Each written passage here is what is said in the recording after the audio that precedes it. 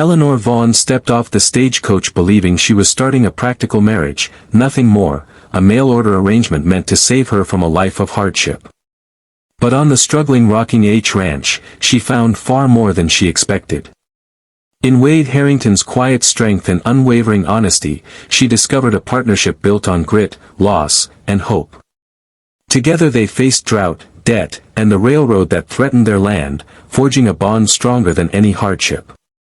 Through love, sacrifice, and resilience, Eleanor learned that sometimes the family you build is the truest home of all. Eleanor Vaughn had never imagined her life would stretch this far west. She had grown up in a cramped boarding house in Philadelphia, where the air smelled of coal dust and narrow hallways echoed with other people's lives.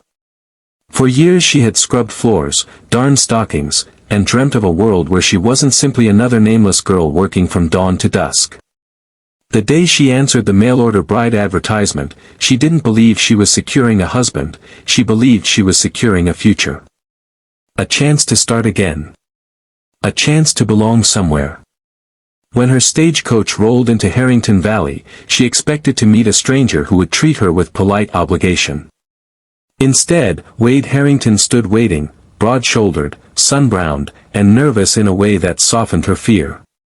He tipped his hat, eyes unsure, and said quietly, "Welcome home, Miss Vaughn. If you'll have it." That gentle uncertainty, the lack of demand, the presence of respect, was the first thing she fell in love with. Life on the Rocking H Ranch was nothing like the advertisements had promised.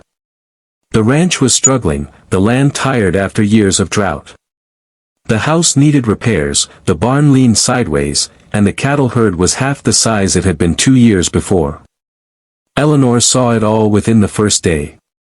What surprised her was that Wade didn't hide it, nor apologize. Instead, he looked at her over supper and said, "I won't lie to you. It's not much. But it's honest. And it's ours, if you stay." And stay she did. At first, their partnership was awkward, two strangers sharing a roof and learning one another's rhythms. Wade was quiet, careful with his words, and even more careful with his heart. Eleanor was determined, but uncertain, always wondering if she truly belonged or if Wade had simply settled for whoever answered his advertisement. Yet little by little, their lives knitted together. Eleanor rose before sunrise to cook breakfast, learning how to bake biscuits the ranch hand way, with more lard than she ever imagined using. She mended shirts, organized the pantry, and eventually began running the ranch ledger when Wade admitted numbers had never been his strong suit. In return, Wade built her a clothesline behind the house, repaired the broken porch steps, and carved her a small wooden box for her letters and keepsakes. Their affection grew not from grand gestures, but from small kindnesses, quiet glances exchanged over morning coffee, laughter shared during evening chores, moments of warmth in a land that could be merciless. But the West had a way of testing every fragile beginning. The railroad came first, a rumor carried by travelers, then a certainty confirmed by a government letter. The new line was planned to cut straight through Harrington Valley.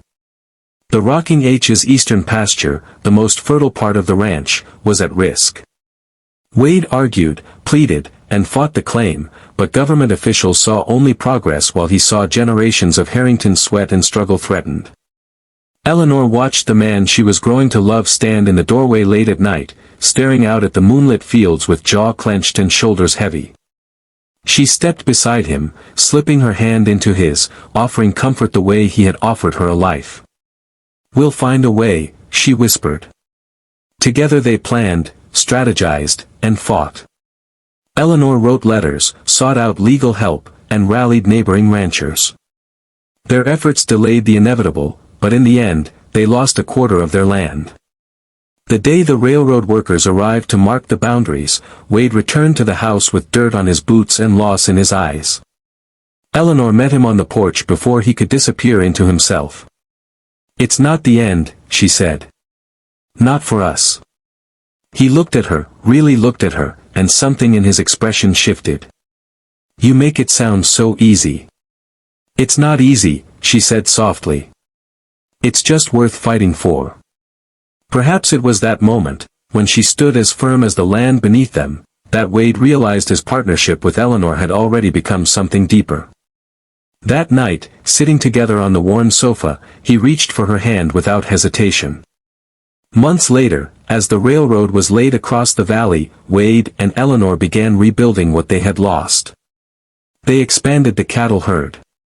Eleanor started a small garden behind the house. The ranch hands began to rely on her calm firmness, and Wade depended on her steady presence. Their marriage, no longer one of necessity, became one of genuine affection. As their bond deepened, so did their dreams. Eleanor found joy in the ranch life she once feared she'd be too fragile for. She learned to ride, to cook for hungry cowhands, to read the weather in the shifting winds. Wade, once withdrawn and solitary, began opening up, sharing stories of his childhood, his fears of failing the land, and the hope he had never voiced aloud. They were growing not just a ranch, but a life. 2 years later, Eleanor discovered she was expecting their first child. Her knees nearly buckled with the weight of the revelation, not from fear, but from overwhelming joy. When she told Wade, he stood still as stone, then wrapped his arms around her with a tenderness she had never known. From that moment on, he treated her with a new protectiveness, insisting she rest more, eat more, take fewer risks. She teased him for fussing, but secretly she cherished every bit of it. When their son was born, a strong, red-faced boy they named Henry, Eleanor felt something bloom inside her she had never dared imagine: belonging. Real, rooted, soul-deep belonging. Wade held their newborn in his arms, tears slipping down his weathered cheeks, and whispered, this is home." The rocking H ranch grew, slowly but surely. The railroad that had once felt like a curse became a blessing, bringing business opportunities and travelers who purchased cattle at higher prices. Eleanor opened a small canning and baked goods trade with nearby towns, her preserves becoming famous from Riverton to Eagle Bend. Wade expanded the herd year by year, and the ranch prospered. But wealth was never what Eleanor valued most. It was the laughter in the house, the warmth of Wade's hand in hers as they walked the property at dusk, the sight of Henry chasing chickens in the yard. It was the life they built, threaded through struggle, strengthened by partnership, and sealed with love. One evening, years later, as the sun dipped beyond the golden plains, Eleanor stood beside Wade on the rebuilt porch. The wind was warm, carrying the scent of sage and distant rain. She leaned into him, feeling the steady beat of a heart that had once been closed off to hope. "Do you ever regret answering my letter?" she asked softly. He kissed her forehead, smiling against her skin. "Eleanor," he murmured, "you are my home. Always have been. Always will be." And in that moment, surrounded by the land that had tested them and shaped them, Eleanor realized the truth she had chased her entire life.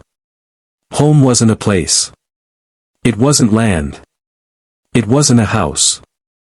Home was Wade Harrington. Home was the family they built. Home was the love they fought for. And at last, after years of searching, she had found it.